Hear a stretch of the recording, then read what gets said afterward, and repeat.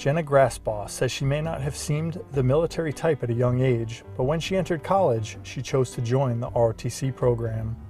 I definitely was not somebody that I think anybody would have put into the Army category in high school. I didn't do sports or, get dirty and have fun in the regards that you would, sort of associate with a future in the Army. She soon found herself in a blossoming relationship.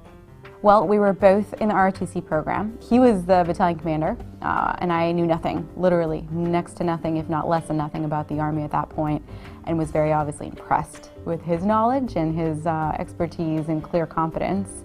We became very close, good friends, and then it led from there.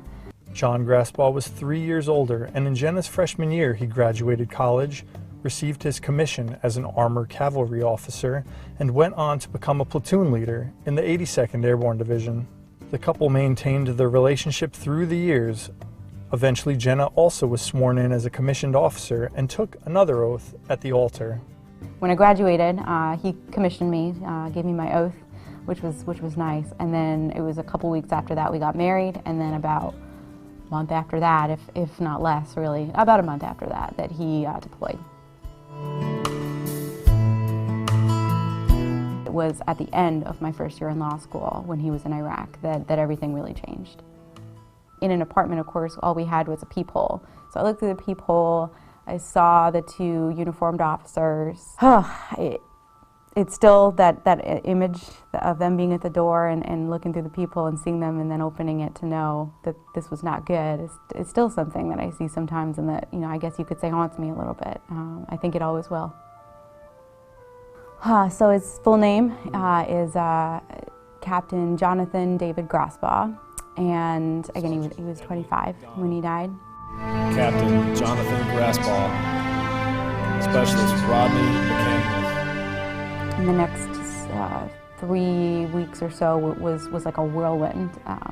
Very fortunate to have John's family, friends from, that came out of the woodwork, it seemed, from all over the country. Honestly, the scariest time of the process is not that time right after everything happens, because there's people around all the time. The harder time is the after, when they go back to life as they knew it, and you don't have that life to go back to, and you think, well, okay, what do I do now?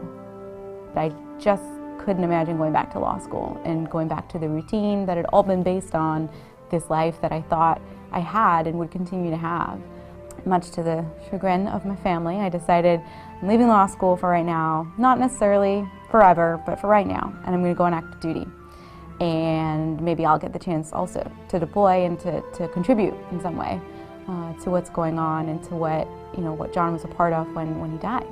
Jenna did enter active duty. She was stationed at Fort Bragg as a military police officer, and she got her chance to experience Iraq.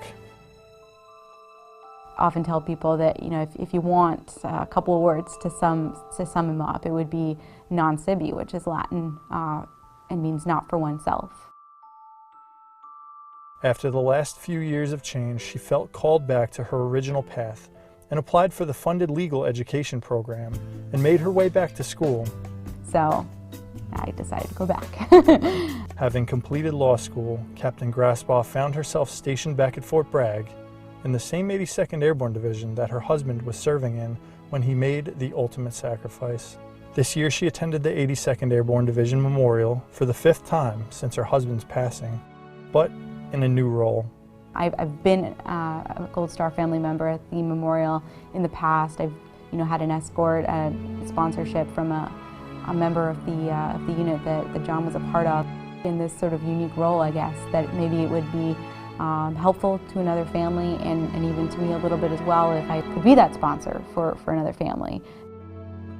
You have to live, you have to take some joy in the fact that all of the things that you dreamed about, not perhaps in the same way that you imagined, but many of them are still possible, and many of them will come to fruition in just very different ways. To live and to, in doing so, to keep that loved person's memory alive by either paying tribute to them through projects or just by telling people about them, it makes all the difference in the world.